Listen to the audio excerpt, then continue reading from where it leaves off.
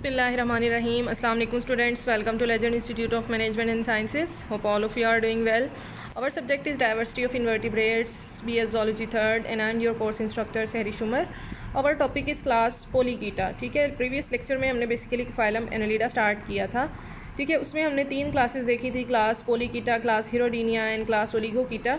Class polychaeta जो कि largest class थी हमारे पास, इसको हमने डिटेल में जो है वो इसको डिस्कस करना स्टार्ट किया था. इसकी हमने लोकोमोशन को देखा था कि किस तरह से इसके अंदर लोकोमोटरी स्ट्रक्चर्स, पैरापोडिया और सीटी पाए जाते हैं, और इसके अलावा इसके अंदर डाइजेशन, फीडिंग का मेकैनिज़म क्या है, उसको हमने डिटेल से जो है वो प्रीवियस लेक्चर में डिस्कस कर लिया था. ठीक है, आज जो हमने इसका जो है वो नेक्स्ट टॉपिक कंटिन्यू करना है, that is about the gas exchange and circulation. ठीक है, गैस एक्सचेंज इसके अंदर बेसिकली होती है जो कि कुटेनियस होती है. कुटेनियस मीन्स के डायरेक्टली इसकी बॉडी वॉल के थ्रू जो है वो गैसेस एक्सचेंज हो रही होती हैं, और इसके अलावा इसके अंदर पैरापोडिया जो है आपको पता है पाए जाते हैं, जो कि इसके लोकोमोटरी स्ट्रक्चर हैं, लेकिन साथ साथ वो इसकी सरफेस एरिया को इंक्रीज़ कर रहे होते हैं फॉर गैस एक्सचेंज. ठीक है, in many polychaetes parapodial gills further increase the surface area. ठीक है, पैरापोडियल गिल्स पाए जाते हैं जो कि पैरापोडियल कैपिलरीज़ की सूरत में होते हैं, और वो इसके सरफेस एरिया को फर्दर इंक्रीज़ कर रहे होते हैं. ठीक है, ये हमारे पास हो गया इसके अंदर रेस्पिरेशन का मैकेनिज़्म. आगे जो है वो हमने सर्कुलेशन की बात करनी है. तो सर्कुलेटरी सिस्टम इनके अंदर क्लोज्ड सर्कुलेटरी सिस्टम होता है. ठीक है, हमने जो है स्टार्ट्स में ही एनालिड्स को जब डिस्कस करना स्टार्ट किया था तो हमने पहले ही डिस्कस कर लिया था कि इनके अंदर क्लोज्ड सर्कुलेटरी सिस्टम होता है. इट मीन्स इसके अंदर ब्लड वेजल्स पाई जाती हैं. डायरेक्टली ब्लड जो है वो टिश्यूज़ और साइनसेस में फ़्लो नहीं करता, बल्कि ब्लड वेजल्स के अंदर फ़्लो करता है, और फिर डिफरेंट पार्ट्स को सप्लाई होता है ब्लड.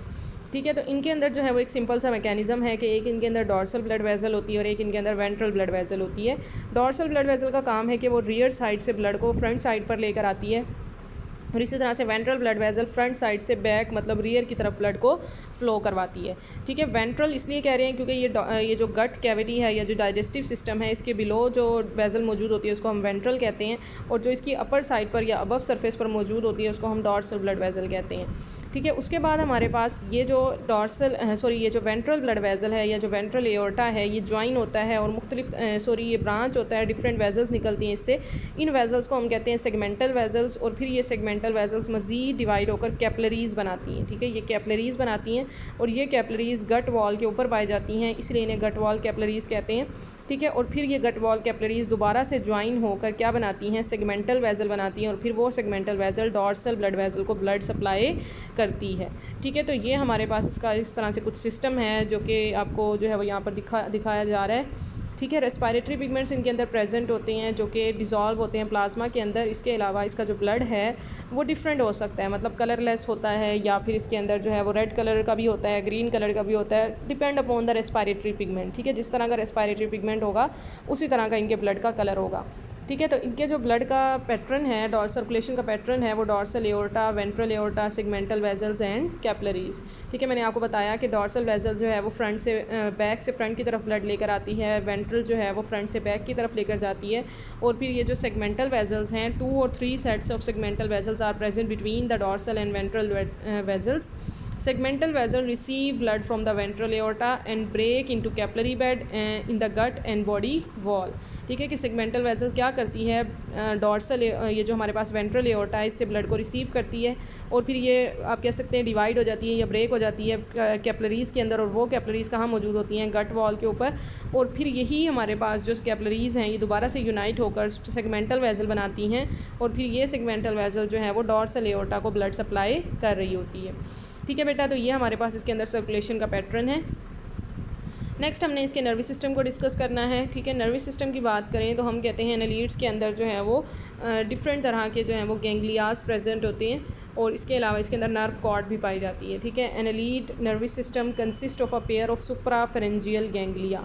सुप्रा मतलब जो है वो अबव साइड पर, फ्रेंजियल नाम निकला है फेरेंक्स से, तो बेसिकली फेरेंक्स की अबव साइड पर जो है वो आप कह सकते हैं गैंग्लियन की अकुमुलेशन होती है, दैट इज़ सुप्राफेरेंजियल गैंग्लिया. और ये पूरे फेरेंक्स को इसने जो है वो इस तरह से आप कह सकते हैं सर्कुलेट किया होता है. अगर ये फेरेंक्स है तो सपोज़ हम कहते हैं कि इसके अंदर ये हमारे पास फेरेंक्स का रीजन है. इसको मैं आपको बनाकर अगर दिखाऊं, ठीक है, सपोज़ ये हमारा फेरेंक्स की जो है वो ओपनिंग है, और इसके नीचे हमारे पास इस तरह से यहाँ पर एक गैंग्लियन की एक्युमुलेशन होती है अबव वाली साइड पर, और इसी तरह से बिलो भी गैंग्लियन की एक्युमुलेशन होती है, और ये दोनों गैंग्लिया आपस में कनेक्टेड होते हैं। इसीलिए हम कह सकते हैं कि ये सुप्राफेरेंजियल गैंग्लिया है जिसने फेरेंक्स को कम्प्लीटली जो है वो कवर किया हुआ है।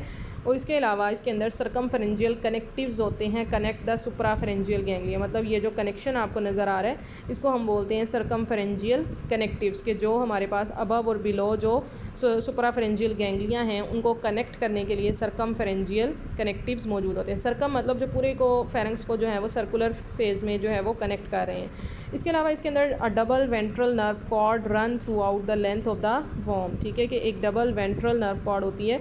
वेंट्रल मतलब जो लोअर साइड पर पाई जाती है फेरेंक्स के, उसको हम वेंट्रल नर्व कॉर्ड कह रहे हैं। और इसके अलावा इसके अंदर paired segmental ganglion is present in each segment. Her segment के अंदर सपोज़ अगर ये हम इसकी बॉडी बनाते हैं,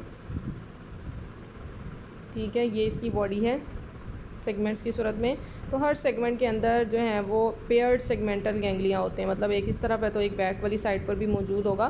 पेयर्ड सेगमेंटल गैंग्लिया होते हैं और इसको पेयर्ड सेगमेंटल गैंग्लिया को कनेक्ट कर रही होती है इस तरह से ये वेंट्रल नर्व कॉर्ड। ये जो सेंटर में रन कर रही है that is ventral nerve cord. ठीक है, और इसी तरह से यहाँ पर सुप्राफेरेंजियल गैंग्लिया पाए जाते हैं। तो ये इसका कंप्लीट नर्वस सिस्टम है जिसमें सुप्राफेरेंजियल गैंग्लिया है जिसको कनेक्ट करने के लिए सरकमफेरेंजियल रिंग्स पाई जाती हैं, और इसके अलावा इसके अंदर सेगमेंटल गैंग्लियाज हैं और उन सेगमेंटल गैंग्लियाज के दरमियान में वेंट्रल नर्व कॉर्ड रन कर रही होती है। अब ये जो वेंट्रल नर्व कॉर्ड है इसके अंदर दो तरह के आप कह सकते हैं कि हमारे पास फ़ाइबर्स होते हैं। एक होते हैं हमारे पास जॉइंट फ़ाइबर्स और दूसरे होते हैं हमारे पास स्मॉल फ़ाइबर्स। ठीक है, ये जो हमारे पास वेंट्रल नर्व कॉर्ड है इसके अंदर दो तरह के फ़ाइबर्स पाए जाते हैं, joint fibres and small fibres. ठीक है, जॉइंट फ़ाइबर्स आपको पता है ऊपर वाली साइड पर जो है वो डॉर्सल सरफेस पर पाए जाएंगे, और जो स्मॉल फ़ाइबर्स हैं वो वेंट्रल सरफेस पर पाए जाएंगे। अब हमें एक एक करके इनका फंक्शन डिस्कस करते हैं। ठीक है, सबसे पहले हम डिस्कस करते हैं कि हमारे पास जो सेगमेंटल गैंग्लिया है they coordinate in swimming and crawling movement. ठीक है, सेगमेंटल गैंग्लिया जो हर सेगमेंट में पाए जाते हैं आपको नज़र आ रहे होते हैं, इनका काम क्या है कि ये हर सेगमेंट के अंदर जो है वो पाए जाते हैं और स्विमिंग में हेल्प करते हैं, क्रॉलिंग में हेल्प करते हैं, डिफरेंट तरह की मूवमेंट में इसको हर सेगमेंट को जो है वो लोकोमोशन में हेल्प कर रहे होते हैं। इसके अलावा ये नेबरिंग सेगमेंट्स को कनेक्ट करने में भी हेल्प आउट करते हैं। उसके बाद सब फेरेंजियल गैंग्लिया जिसको हमने सब फेरेंजियल गैंग्लिया जिसे हम कह रहे हैं कि जो नीचे वाली साइड पर मौजूद है, फेरेंक्स के नीचे वाली साइड पर जो गैंग्लिया पाया जाएगा उसको हम सब फेरेंजियल गैंग्लिया कहते हैं। ठीक है, सब फेरेंजियल ये आपको नज़र आ रहा है। ठीक है, फेरेंक्स के नीचे वाली साइड पर इसका काम क्या है कि ये कोऑर्डिनेट करता है डिफरेंट सेगमेंट्स को फॉर लोकोमोशन। ठीक है, लोकोमोशन जो होती है तो डिफरेंट सेगमेंट्स इकट्ठे मूव करते हैं, उनको ये कोऑर्डिनेट कर रहा होता है। इसके अलावा ऊपर वाली साइड पर हमारे पास जो मौजूद है दैट इज़ सुप्राफेरेंजियल गैंग्लिया, मतलब जो फेरेंक्स की अबव साइड पर मौजूद है दैट इज़ सुप्राफेरेंजियल। इसका काम क्या है कि ये कंट्रोल करता है मोटर और सेंसरी फंक्शंस को। इसके अलावा फीडिंग के लिए रिस्पॉन्सिबल है, ये सेंसरी फंक्शंस के लिए रिस्पॉन्सिबल है, मतलब जितने भी सेंसेशन होती हैं वो इस सुप्राफेरेंजियल गैंग्लिया की कोऑर्डिनेशन की वजह से होती हैं। उसके अलावा हमारे पास जो है वो इसके अंदर जो आप कहते हैं कि लेटरल नर्व कॉर्ड मौजूद है। ठीक है, ये जो लेटरल नर्व्स रन कर रही हैं लेटरल नर्व कॉर्ड की सूरत में, वेंट्रल नर्व कॉर्ड जो हमारे पास है इसका जो डायमीटर जो है वो बहुत स्मॉल होता है, स्मॉल फाइबर्स की सूरत में, और इसके अंदर जो है वो जॉइंट फाइबर्स भी पाए जाते हैं जिस मैंने आपको बताया, और इसके अंदर जो है वो स्मॉल फाइबर्स भी होते हैं। जो जॉइंट फाइबर्स हैं उनका काम क्या है कि वो हार्श स्टिमुलस को रिसीव करते हैं, मतलब जो फ़ौरन से अचानक से स्टिमुलस आता है ना, जैसे कि फ़िश हुक, जो जिससे फ़िश को पकड़ा जाता है, फ़िश को कैप्चर किया जाता है, फ़िश हुक डाली जाती है। फ़िशरमैन जो है वो समंदर के अंदर फ़िश हुक डालता है जिसकी मदद से वो जो फ़िश है उसके अंदर कैप्चर हो जाती है और फिर वो उसको निकालता है।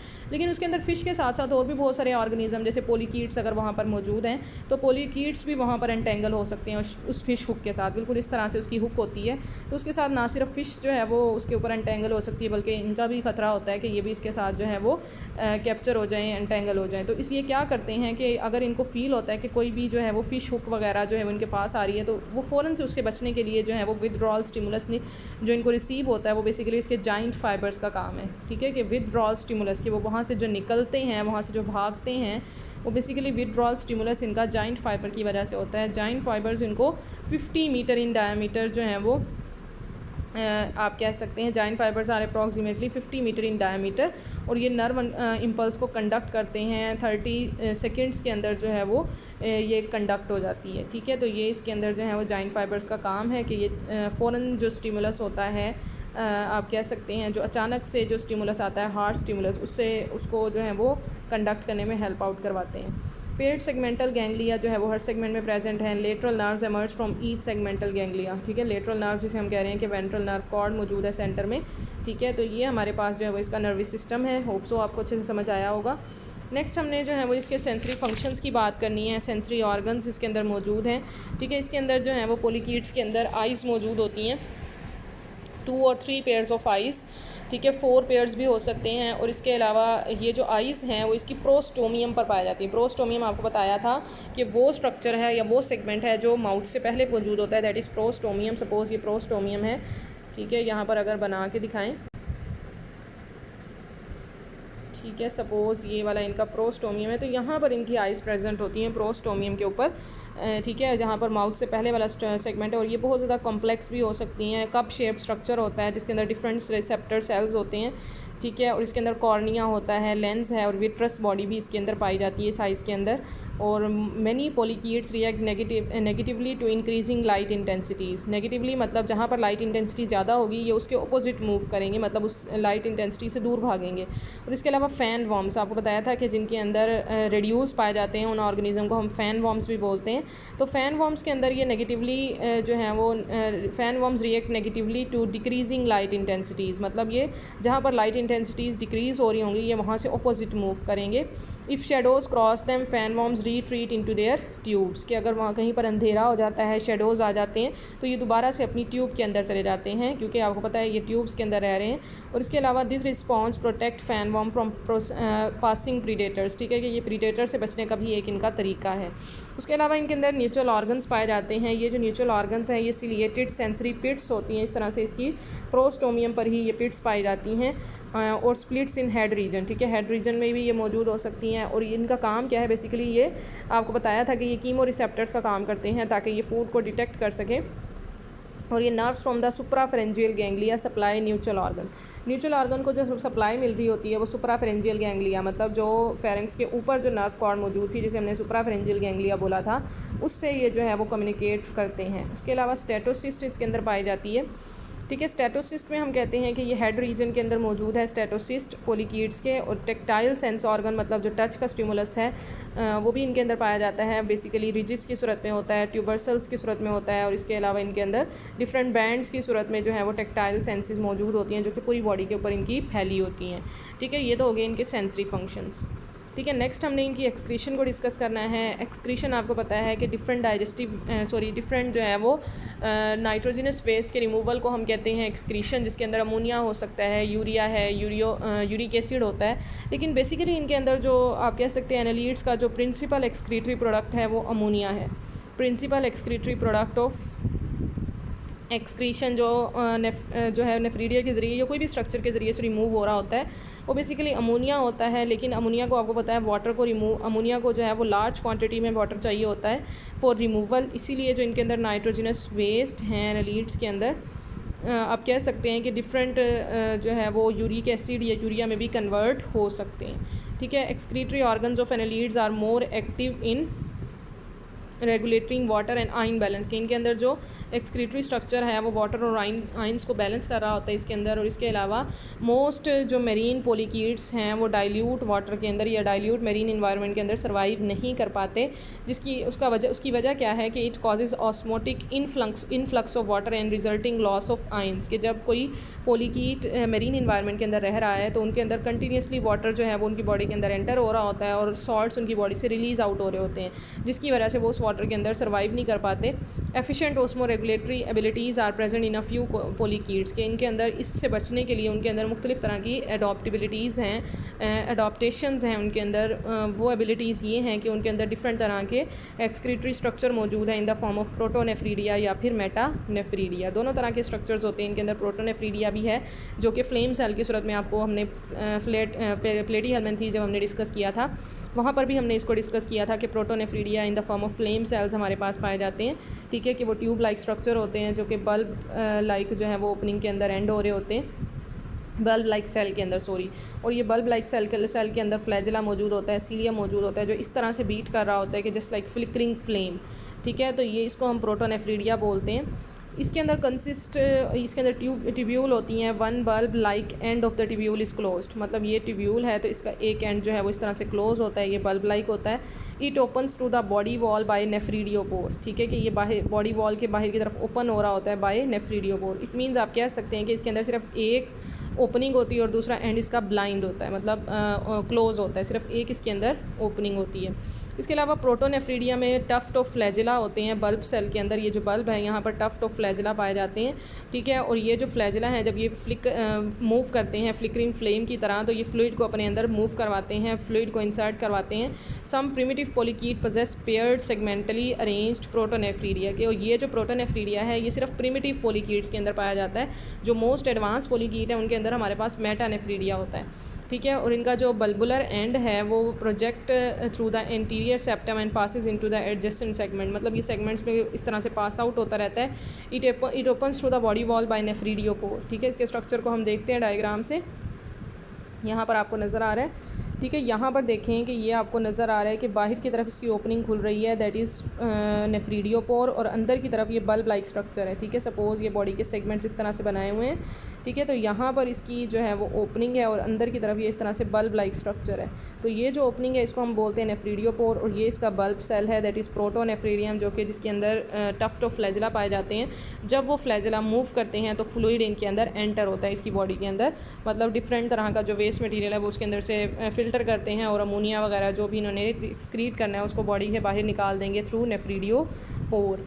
लेकिन जो दूसरा हमारे पास जो है वो सिस्टम है दैट इज़ मेटानेफ्रीडियम, इसमें हम कहते हैं कि दोनों एंड ओपन होते हैं, ठीक है। सपोज़ ये इनकी बॉडी का सेगमेंट है, ठीक है। तो यहाँ पर एक ओपनिंग होती है दैट इज़ नेफ्रोस्टोम, ठीक है। फिर ये इस तरह से ट्यूब्यूल्स में डिवाइडेड होती है और फिर ये बाहर की तरफ खुल रही होती है दैट इज़ नेफ्रीडियोपोर, ठीक है। तो दो ओपनिंग होती हैं, एक ओपनिंग नेफ्रोस्टोम जिसके ज़रिए से बॉडी का फ्लूइड इनकी ट्यूब में एंटर हो रहा होता है, और फिर उसको फ़िल्टर करने के बाद जो वेस्ट मटेरियल है उसको बॉडी से जो बाहर एक्सक्रीट करना है वो कौन करेगा, नेफ्रीडियोपोर। तो इट मीन्स इसके अंदर डबल ओपनिंग्स हैं, बोथ साइड्स जो हैं वो ओपन होती हैं। Consist of open ciliated funnel called nephrostome, ठीक है कि ये नेफ्रोस्टोम इसके अंदर जो कि सिलिएटेड होता है। The other end of the tubule open through the body wall at the nephridiopore, के बॉडी वॉल से बाहर जो है वो नेफ्रीडियोपोर खुल रहा होता है। Posterior and is dilated into a bladder, ठीक है कि पोस्टीरियर एंड की तरफ इस तरह से एक ब्लैडर लाइक स्ट्रक्चर होता है।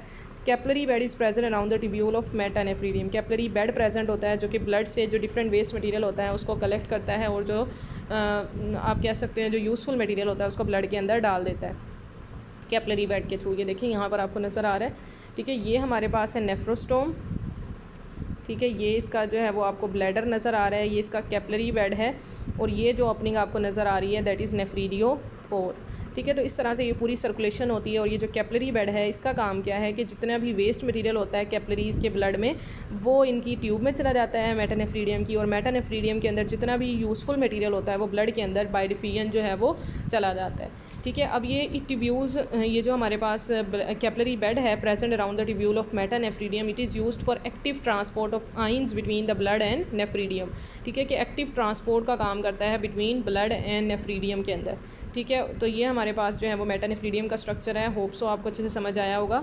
ये आप लोगों ने बहुत अच्छे से करना है बेटा। इसका डिफरेंस आ जाता है कि प्रोटोनेफ्रीडियम और मेटानेफ्रीडियम का डिफरेंस क्या है शॉर्ट क्वेश्चन के तौर पर। वैसे एज अ लॉन्ग क्वेश्चन भी ये बहुत ज़्यादा इंपॉर्टेंट है, तो आपने इसको अच्छे से प्रिपेयर करना है। उसके बाद हम कहते हैं कि हमारे पास इनकी अंदर रीजनरेशन या रिप्रोडक्शन कैसे हो रही होती है। तो इनके अंदर दोनों तरह का मेथड है। इनके अंदर ए सेक्शुअल रिप्रोडक्शन भी होती है, सेक्शुअल रिप्रोडक्शन भी होती है। ए सेक्शुअल रिप्रोडक्शन की बात करें, ठीक है। ए सेक्शुअल रिप्रोडक्शन बेसिकली इनके अंदर रीजनरेशन की वजह से होती है कि इनके अंदर कैपेबिलिटी होती है कि ये लॉस्ट पार्ट को रीजनरेट कर सकते हैं। सम स्पीशीज़ हैव ब्रेकिंग पॉइंट्स, कुछ स्पीशीज़ के अंदर ब्रेकिंग पॉइंट्स होते हैं। अगर वो ब्रेकिंग पॉइंट्स उनका वॉर्म जो है वो ब्रेक कर जाता है तो ये दोबारा से जो है वो उस पार्ट को रीजनरेट कर सकते हैं। कोई भी प्रीडेटर आकर उसके पार्ट को कैप्चर कर लेता है तो ये दोबारा से अपने उस पार्ट को दोबारा से रीजनरेट कर सकते हैं। उसके अलावा lost segments are later regenerated. Some polychaetes reproduce asexually by budding और by transverse fission. Transverse fission मतलब जो है वो इस तरह से इसकी बॉडी का पार्ट अगर कट हो जाता है दो पार्ट के अंदर, तो ये वाला बॉडी दोबारा से, ये वाला पार्ट भी दोबारा से रीजनरेट हो जाता है और ये वाला पार्ट भी दोबारा से रीजनरेट हो जाता है। इसको हम जो है बडिंग भी बोलते हैं, इसको हम ट्रांसवर्स फिशन भी बोलते हैं, ठीक है। और ये बाइनरी फिशन भी इसको हम कहते हैं। और ये हमारे पास जो बडिंग है, बडिंग का फिनोमेना क्या है कि सपोज़ ये ऑर्गेनिज़म है तो यहाँ पर एक बर्ड लाइक स्ट्रक्चर निकलता है। ये बर्ड जब फेवरेबल कंडीशन मिलती है इसे तो ये सेपरेट हो जाता है और फिर इस बर्ड से जो है वो एक कंप्लीट ऑर्गेनिज़म बन जाता है, दैट इज़ बडिंग। ठीक है, मीन्स कि इसके एक सेल के अंदर भी कंप्लीट कैपेबिलिटी होती है कि वो कंप्लीट ऑर्गेनिज़म को रीजनरेट कर सकता है। ठीक है, ये तो हो गई इसकी एसेक्सुअल रिप्रोडक्शन की बात। नेक्स्ट हम सेक्सुअल रिप्रोडक्शन डिस्कस करें तो इसके अंदर बहुत से जो पोलिकेट्स हैं उनके अंदर डाइशियस रिप्रोडक्शन, मतलब डाइशियस हैं ये डिफरेंट जो हैं वो ऑर्गेनिज़म के अंदर डिफरेंट सेक्सेस होती हैं, मेल और फीमेल ऑर्गन्स इनके सेपरेट होते हैं। गोनेड्स की बात करें तो गोनेड्स इनके अंदर जो है वो मैसिस की सूरत में, गैमीट्स की सूरत में डिवेलप हो रहे होते हैं। Gametes are shed into coelom. ठीक है, सिलोम के अंदर जो है वो गैमीट्स को शेड किया जाता है। They get mature there. Mature female worms are packed with eggs. Mature females के अंदर जो है वो एग्स टाइटली पैक होते हैं। Gametes enter the nephrostome of nephridium. ठीक है, नेफ्रोस्टोम जो आपको पता है ओपनिंग थी नेफ्रीडियम की, उसके अंदर गैमीट्स एंटर हो जाते हैं और फिर उसी से जो है वो ट्यूब्स के अंदर से गुजरते हुए नेफ्रीडियोपोर के थ्रू रिलीज़ आउट हो जाते हैं, क्योंकि आपको पता है नेफ्रीडियोपोर बाहर की तरफ ओपन हो रहा है, हर सेगमेंट के अंदर मौजूद होता है। और they may be released after the rupturing of worm, कि अगर वॉर्म रप्चर होता है तो वहाँ से भी ये रिलीज़ हो जाते हैं, लेकिन मोस्टली जो डायरेक्ट रिलीज़ है वो नेफ्रीडियोपोर के थ्रू ही रिलीज़ होता है। इन दीज केसेस अगर ये जो है वो रप्चरिंग की सूरत में रिलीज़ होंगे तो उस सूरत में होता क्या है कि जो एडल्ट है वो जल्दी ही डाई हो जाता है, जल्दी ही मर जाता है, क्योंकि ओबियसली उसके अंदर रप्चरिंग हो रही है तो उसकी वजह से वो जल्दी ही डाई हो जाता है। Only a few polychaetes have separate gonoducts, it is primitive condition. ठीक है, कि बहुत कम ऐसे हैं हमारे पास पोलिकेट्स जिनके अंदर सेपरेट गोनोडक्ट होती है। गोनोडक्ट मतलब ऐसी डक्ट जो कि बाहर की तरफ ओपन हो रही होती है और वहाँ से गैमीट्स ने डिस्चार्ज होना होता है। मतलब ज़्यादातर जो पोलिकेट्स हैं उनके अंदर नेफ्रीडियोपोर के थ्रू ही गैमीट्स रिलीज़ होते हैं, लेकिन कुछ प्रिमिटिव पोलिकेट्स ऐसे हैं जिनके अंदर गोनोपोर के ज़रिए से गैमीट्स रिलीज़ आउट हो रहे होते हैं। ठीक है, उसके अलावा फर्टिलाइजेशन इनके अंदर एक्सटर्नल होती है। फर्टिलाइजेशन एक्सटर्नल इस तरह से है कि फ्यू स्पीशीज़ जो हैं वो अपने गैमीट्स जो हैं वो बाहर की तरफ रिलीज़ कर देती हैं और फिर वहीं पर रिप्रोडक्शन जो है फर्टिलाइजेशन होती है। लेकिन कुछ स्पीशीज़ हमारे पास ऐसी भी हैं जो कि इंटरनली फर्टिलाइज़ करती हैं, मीन्स कि उनके अंदर कॉपुलेशन होती है। कॉपुलेशन के अंदर जो है वो अगर हम देखें तो एक यूनिक कॉपुलेटरी हैबिट हमने देखी है एक ऑर्गेनिज़म के अंदर, दैट इज़ प्लेटिनेरीज मेगालोप्स। ठीक है, प्लेटिनेरीज मेगालोप्स हमारे पास एक पोलिकीट है जिसके अंदर एक यूनिक कॉपुलेटरी हैबिट पाई जाती है, जिसको अगर हम देखें तो हम कहते हैं कि इनके अंदर जो मेल और फीमेल वॉर्म्स हैं जब उन्होंने कॉपुलेशन करनी होती है, मीन्स कि जब उन्होंने फर्टिलाइजेशन करनी होती है, एक्सचेंज ऑफ गैमीट्स करना होता है, तो उस दौरान वो अपनी फीडिंग को मुकम्मल तौर पर स्टॉप कर देते हैं। ठीक है, उसके बाद उनकी इंटेस्टाइनल जो ट्रैक है या उनका जो डाइजेस्टिव सिस्टम है या जो डाइजेस्टिव ट्रैक है वो मुकम्मल तौर पर डीजनरेट हो जाता है, क्योंकि उन्होंने वहाँ पर जो है वो फीडिंग तो करनी नहीं है, इसलिए वो जो है वो डाइजेस्टिव ट्रैक कम्प्लीटली डीजनरेट हो जाता है। गैमीट्स जो है वो बॉडी कैविटी में एक्यूमुलेट हो जाते हैं। मेल और फीमेल वॉर्म एक दूसरे के इर्द गिर्द क्वाइल करते हैं, एक दूसरे की जो है वो क्वाइलिंग करते हैं, जिसकी वजह से मेल जो है वो अपने स्पर्म ट्रांसफ़र करता है फीमेल के अंदर। मेल अपना जो है आप कह सकते हैं इंसर्ट करता है, पेनिस अपना male inserts its anus into mouth of the female. ठीक है, कि अपना एनस जो है वो आप कह सकते हैं कॉपुलेटरी स्ट्रक्चर है जस्ट लाइक पेनिस, जो कि आप जो मेल है वो डायरेक्टली जो है वो माउथ ऑफ द फीमेल के अंदर जो है अपना एनस इंसर्ट करता है, जहाँ से स्पर्म रिलीज़ आउट होकर उसके डाइजेस्टिव ट्रैक में चले जाते हैं, फीमेल के डाइजेस्टिव ट्रैक में। ठीक है, sperm transfer directly from the male coelom to the egg filled coelom of the female. Fertilization of a large number of eggs soon takes place by this method, then the female shed eggs from her anus. Both worms soon dies after copulation, कि फ़ौरन जो है वो उनकी death हो जाती है जैसे ही वो कॉपुलेशन अपनी कंप्लीट कर लेते हैं। ठीक है बेटा, इसके अंदर जो है वो हम इसको थोड़ा सा दोबारा समराइज़ करें तो हमने कहा कि प्लेटिनरीज मेगालोप्स के अंदर एक यूनिक कॉपुलेटरी हैबिट है कि जैसे ही उन्होंने कॉपुलेशन करनी होती है, मतलब इनके अंदर इंटरनल फर्टिलाइजेशन होती है, तो ये जैसे ही इन्होंने फर्टिलाइजेशन करनी है तो इनके अंदर जो है वो इनके अंदर जो आप कह सकते हैं इनकी फीडिंग है वो मुकम्मल तौर पर स्टॉप हो जाती है, इनके इंटेस्टाइनल ट्रैक डीजनरेट हो जाते हैं और गैमीट्स जो हैं वो इनकी बॉडी कैविटी के अंदर स्टोर हो जाते हैं। मेल और फीमेल जो हैं वो एक दूसरे के गिर्द क्वाइल करते हैं। मेल अपना जो है वो एनस फीमेल के माउथ के अंदर इंसर्ट करता है, जिसकी वजह से स्पर्म्स जो हैं वो कम्प्लीटली ट्रांसफ़र हो जाते हैं फीमेल के जो है वो सिलोम के अंदर, जिसके अंदर एग्स पड़े होते हैं। इसका मतलब है इंटरनल फर्टिलाइजेशन हो जाएगी। अब जो फर्टिलाइज्ड एग हैं उनको शेड कर दिया जाता है थ्रू एनस। ठीक है, और जैसे ही ये कॉपुलेशन कर लेते हैं अब सून ही इनकी डेथ हो जाती है, ठीक है। और ये हमारे पास जो इस तरह की जो रिप्रोडक्शन है, the formation of reproductive individual is called epitoky. इस तरह से हमारे पास जो है वो रिप्रोडक्टिव इंडिविजुअल्स जो बनते हैं दैट इज़ कॉल्ड एपीटॉकी। और ये जो हमारे पास एपीटॉक है is different from non reproductive form of species called Attock, ठीक है। रिप्रोडक्टिव जो इंडिविजुअल होता है उसको हम एपीटॉक बोलते हैं और जो नॉन रिप्रोडक्टिव इंडिविजुअल होता है उसको हम एटॉक बोलते हैं। The body of epitoke is modified into 2 body region. Anterior segment carry on normal maintenance function but the posterior segment are enlarged and filled with gametes, ठीक है। जो एपीटॉक होता है हमारे पास उसकी बॉडी के 2 सेगमेंट्स होते हैं।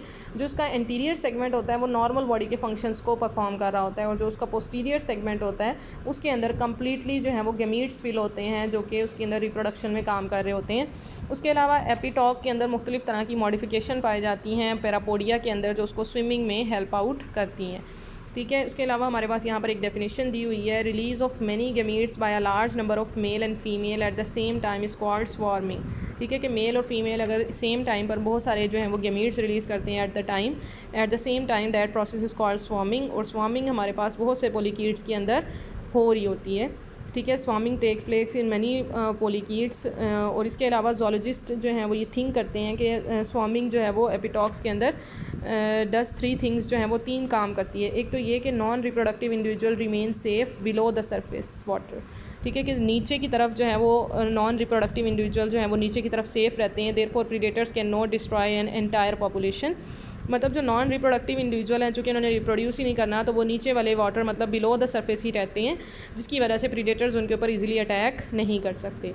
सेकंड इसका एडवांटेज ये है कि इंडिविजुअल्स बिकम रिप्रोडक्टिवली एक्टिव, ठीक है। कि हमारे पास जो इंडिविजुअल्स हैं वो रिप्रोडक्टिवली एक्टिव हो जाते हैं at the same time for external fertilization they must also be closer to one another, ठीक है। और इसके बाद ये जब एपीटॉक इंडिविजुअल्स होते हैं वो एक्टिव होते हैं जिसकी वजह से वो एक दूसरे के क्लोज आते हैं। स्वार्मिंग जो है वो उनके अंदर इंश्योर करती है लार्ज नंबर ऑफ इंडिविजुअल जो हैं वो सेम टाइम पर सेम जगह पर प्रेजेंट होते हैं, ठीक है, जिसकी वजह से उनके अंदर फर्टिलाइजेशन पॉसिबल हो पाती है। उसके अलावा swarming of vast number of individual for brief periods provide a great chance for the predator, ठीक है। कि जब स्वार्मिंग होती है वास्ट नंबर ऑफ़ इंडिविजुअल की तो उसकी वजह से प्रीडेटर्स भी बहुत जल्दी जो है वो वहाँ पर इकट्ठे हो जाते हैं, जिसकी वजह से vast number of prey are available for only short periods during the year.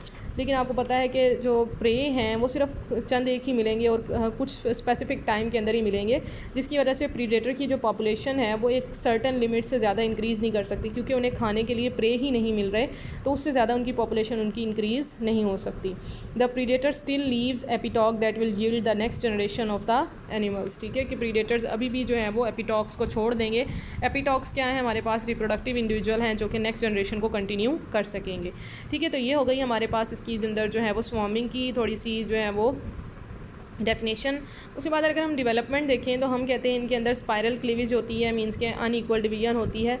उसके अलावा प्रोड्यूस ट्रोकोफोर लार्वा, आपको बताया था ट्रोकोफोर लार्वा इनके अंदर बनता है। Larva settles on the substrate, new segments are continuously added, some polychaetes have direct development, ठीक है। न्यू सेगमेंट्स कंटिन्यूसली ऐड होते रहते हैं जिसकी वजह से एंटीरियर एंड इनका पोलिकीड का जो है वो ओल्डेस्ट होता है और जो इनका पोस्टीरियर एंड बन रहा होता है वो न्यू होता है। लेकिन कुछ पोलिकीड्स ऐसे भी हैं जिनके अंदर डायरेक्ट डेवलपमेंट होती है, मीन्स के उनके अंदर कोई भी लार्वल स्टेज नहीं होती और वो डायरेक्टली जो है वो एडल्ट में चेंज हो जाते हैं, ठीक है। तो यहाँ पर आपको जो है वो इसके अंदर दिखाया गया है, सबसे पहले आपको ट्रोकोफोर लार्वा दिखाया गया है, लेटर प्लैंक्टोनिक लार्वा, ठीक है। यहाँ पर आपको जो है वो प्लैंक्टोनिक लार्वा दिखाया गया है। बडिंग मेटामेरिक सेगमेंट, मतलब इसके अंदर सेगमेंट्स बन रहे हैं और फिर आहिस्ता आहिस्ता से इसके सेगमेंट्स एनलार्ज होते जाते हैं, मतलब इंक्रीज़ हो जाते हैं, एडिशन होती रहती है सेगमेंट्स की और एक कंप्लीट इंडिविजुअल हमारे पास आ जाता है, ठीक है। तो ये हो गई इसके अंदर डेवलपमेंट पोलिकीड्स के अंदर। होप सो स्टूडेंट्स आपको अच्छे से समझ आ गया होगा। कोई भी क्वेश्चन हो लाजमी मुझसे डिस्कस करें, व्हाट्सएप पर लाजमी मुझसे कांटेक्ट कर लिया करें, कोई भी प्रॉब्लम हो तो लाजमी पूछा करें। नेक्स्ट हमने इंशाल्लाह इसकी नेक्स्ट क्लास स्टार्ट करनी है, तब तक के लिए अल्लाह हाफिज़, थैंक यू सो मच।